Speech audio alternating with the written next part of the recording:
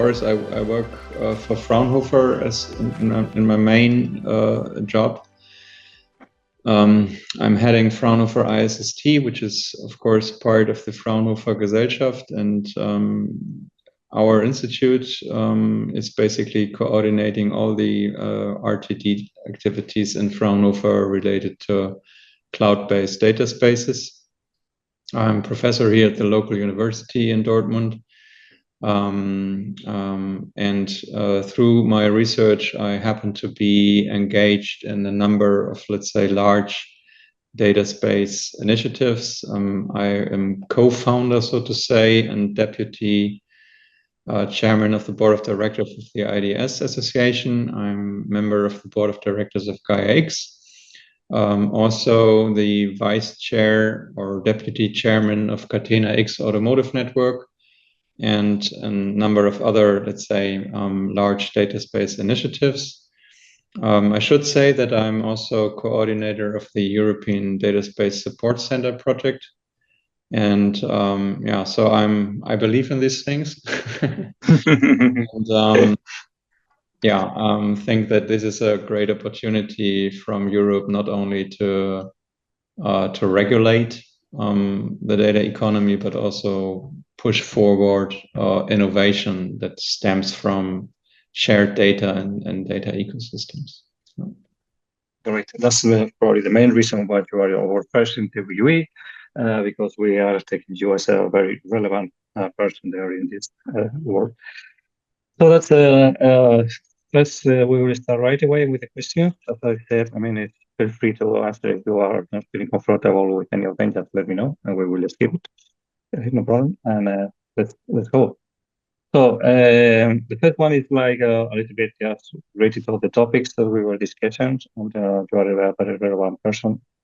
The thing is, how does your organization, in this case, you might reply as the Fraunhofer, or maybe as also the contributor or advisory member of the other systems. So in fact, how does your organization ensure that digital technologies and solutions, they will align with the core European values? That's like individual rights, market openness, and environmental sustainability. Yeah. So, I have also been thinking quite some times about what that really means when we talk about European values for the data economy. Mm-hmm. And I'm not an expert in history or so, but for me it goes down, sounds a bit pathetic, but to the French Revolution.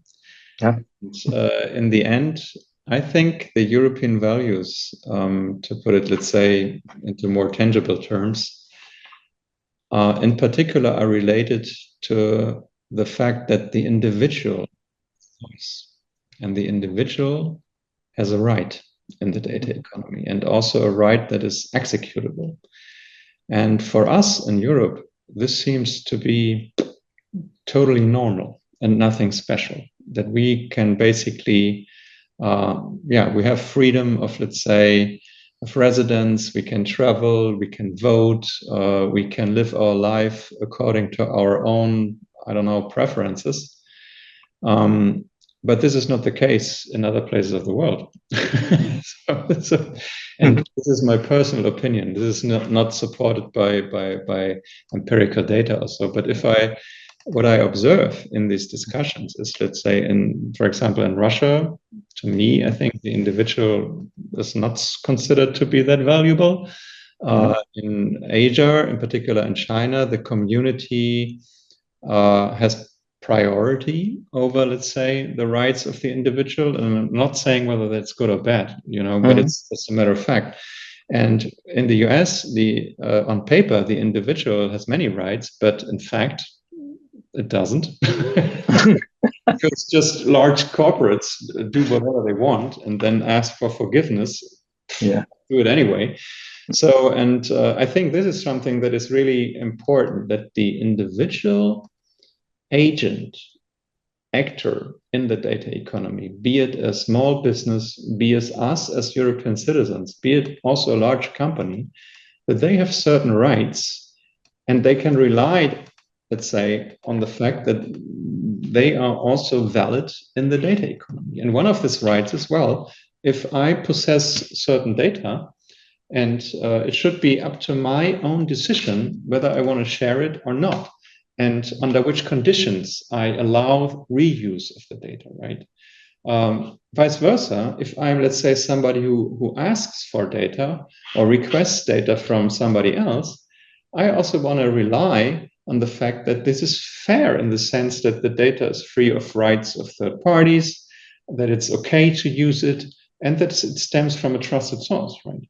So, and I think those are, let's say, really, for me, fundamental aspects of when we talk about, let's say, the European values, so to say. Yeah, I've also been involved in for several years. I must agree with what you say here. And it's also, just put the remark that it also depends on the country in Europe that you will be more interested in keeping the sovereignty of the data than in others. But that's else. Okay, so let's follow with very interesting thing for starting. I mean, then the other one is just helping us a little bit because this is, we have to work on the policy recommendations for the European Commission. And then they say, well, the question is, in your opinion, what are the most critical research challenges currently faced by the cloud-based computing industry? Yeah. And how do you think that it can be addressed? Yeah. I think what I usually do is I look at it from let's say, enterprise architecture perspective. So an architecture stack. And that architecture stack, of course, includes on a lower level, let's say, computing resources, communication network resources. On top of that, let's say, probably infrastructure as a service components. It goes higher to, let's say, software as a service, so data sharing software, components that support the data space protocol, for example, until we end up with, let's say, well, value-added services that makes our life easier. So this is what I'm thinking of. And let's say vertically through the stack goes what we sometimes call the data or AI value chain, right? So the data is created somewhere.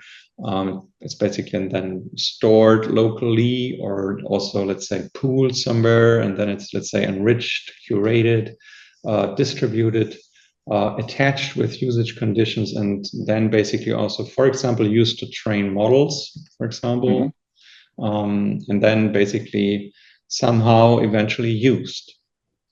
And when we talk about what should Europe do in order to, and all of this is basically, well, runs on cloud infrastructures, more or less, and in the future, more or less completely. So when we talk about what should Europe do in, let's say, strengthening their position in this field, I would say, first of all, we must understand, well, the rules of the game. So how does it work? We need to understand the full architecture. And then we would need to, let's say, go through the stacks and also follow this AI and data value chain to stepwise assess, well, what is our position there and what are our chances, our opportunities, but also our threats. And I think that if we do that, there are a couple of, let's say, areas where we are in a strong position. Foremost, we have many data. So we really sit on, let's say, the often cited data treasure. And that is true because, well, European Union, I think, accounts for 450 million people or so. So it's a huge market with lots of businesses, many people living there, producing data, so to say, the entire day, right? And if we consider data as the input resource for value creation through AI, that's good news. So we are basically, we are basically sitting on a treasure of resources in the data and AI economy. So that's good. But also we have seen that in the past, in the consumer realm, we really did not care what we did with that. We just gave it away for free, literally. Yeah. Not for free, but we in an uncontrolled way. So going up a little bit. So let's say this along this data and AI value chain, we quickly step into areas where our position is not that strong anymore. So I think when I look, for example, in the field of Gen AI, what you can identify as key resources or key prerequisites is, let's say, data. So we are good at that. Second is compute power.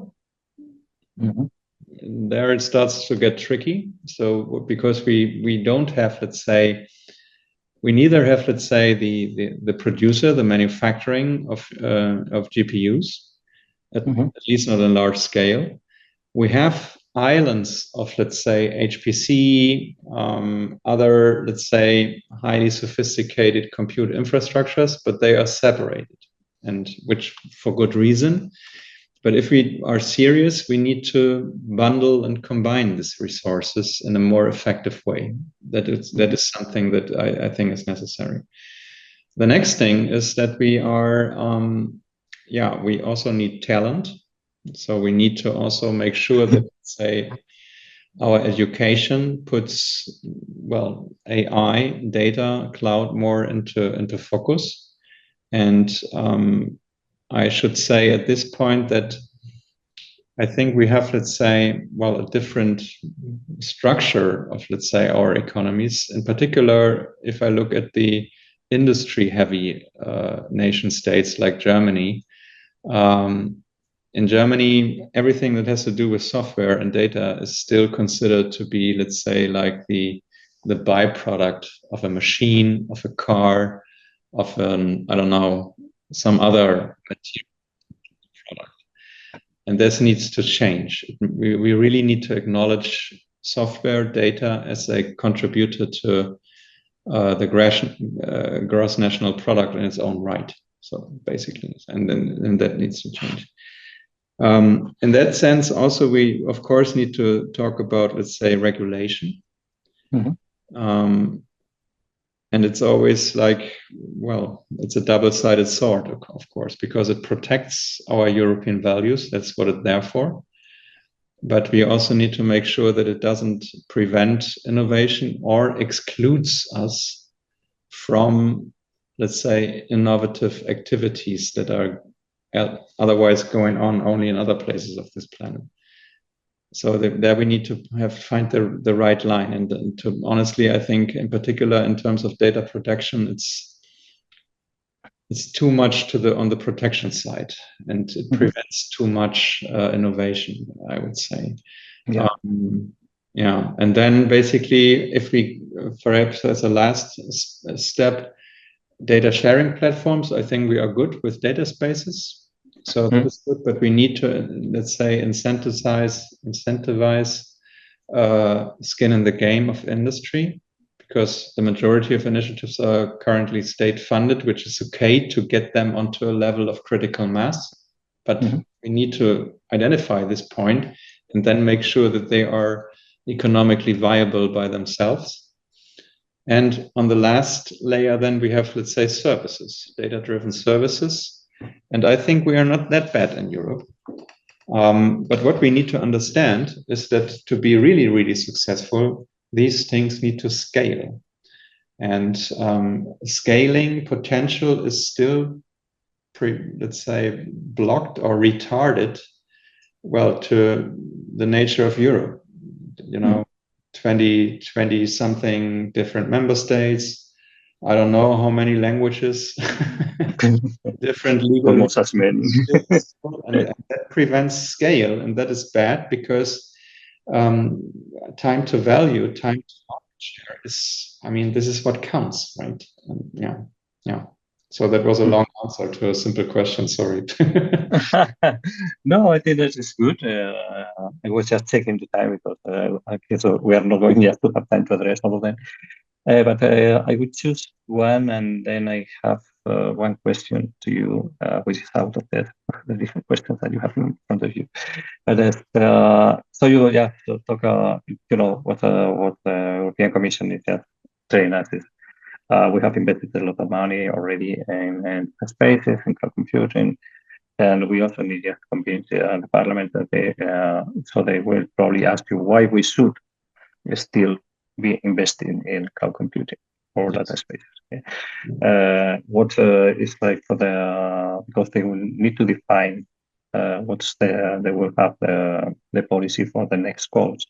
And so they need just to go there, okay, I need money, I need budget for this, and they say, okay, what you would like us to do that you haven't done so far? Yeah. So I think they must, let's say, keep up the strategy that we have to acknowledge the fact that data is a resource of competitive advantage of our businesses and, let's say, a resource for the prosperity of our societies. And if we don't want to end up with, let's say, centrally managed, owned, governed data pools, we need to, let's say, focus on the adoption of data spaces. And that means a bit more still open source development, because open source is important because we do not have the one player who does it all for us. And so open source is a means of, let's say, collaboration, but it's also a trust anchor.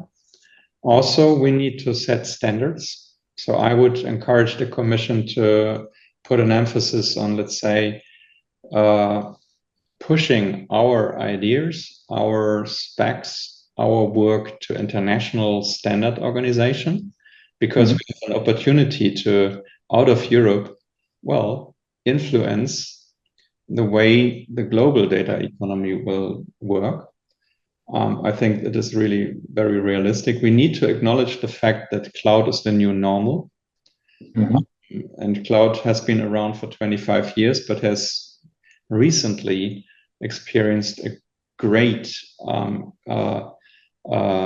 growth in adoption, because now everything is cloud, right? I mean, of large companies, like 90% of the revenue is now cloud supported, which was not the case like 5 or 10 years ago, of course. And we need to, if we acknowledge the fact that data and software are a value contributor in their own rights, we need to make sure that we have a efficient, functional, trustworthy, and sovereignty ensuring infrastructure in place. Similar as we did it for the railway network, the road network, the telecommunication network, the energy network, right? And this comes at a cost. And it's, to me, to make sure that this kind of, let's say, cloud infrastructure is there, is the same thing as for a government to make sure, as I said, that every other infrastructures that we use and that we would require for an industrialized country or economy is in place. So plus we need to, and that is another recommendation, we should continue what we have done, but then also expand the scope more towards, for example, common foundation models, domain-specific foundation models. So go the next step, so to say. And for that, also provide instruments to create or further extend the necessary cloud infrastructure. Yeah, a little bit just, this is not on the, have you heard about the concept Society 5.0? It was pretty much from the Japanese people. In fact, it's like a game changer. I mean, it's like now all the data will go into the cloud, and there will be this Gen AI on the top. If we will be by analyzing all the data, provide customers or personalized solutions for every citizen. This will impact a little bit of the way that we are gathering data, I guess. So it's like we need to rethink everything again. We just kind of borrow from what we have now. Well, yeah, I think we have, I think we need to be consequent and consistent in the implementation of the strategy that we do have, because I think that the European data strategy is not too bad. It's more concrete and concise than many of the of the member state data strategies. But of course, we need to make sure that we do not stop here, but really, push it through until it's done. And I hope that this will continue with the new commission. That's basically, and also we need to perhaps one thing, I think one of the key success factors in the data and in particular in the platform economy is, let's say, to be able to bundle resources and to scale. And that is something that we need to achieve as well, I believe. And that also means that you can't end up with, let's say, a plethora of different little small projects of which you hope that they somehow form one consistent something, but perhaps we need to think bigger also. Not sure whether that makes sense, but yeah. Yeah, perfect. Thanks. I think we are just run out of time. There was a final one, but it was just telling you have any final thoughts or recommendations for the European Commission that you would like to do before you just can enjoy your holiday. I would, yes, perhaps one, I briefly addressed it, but I think, yes, concentrate on the union, but also think beyond. Because, the world does not stop at the borders of the European Union, and we really have a chance to influence, let's say, on a global scale, these kind of developments. Plus, in certain domains, it's absolutely necessary, automotive, industrial manufacturing, perhaps even healthcare, that we are able to share data cross-border. And that means we need to think of, let's say, making, for example, identity management schemes or identity schemes transformable. They must be mappable, interoperable with Japanese ones, for example. We need to, as I said, think about, open source development resources, standardization activities, and so on and so forth. And that is something that I would encourage the Commission to put an emphasis on. Thanks a lot. We very, very much appreciate your effort and your time. Thank you for reaching out to me. Wish you a good rest of the day and talk to you soon.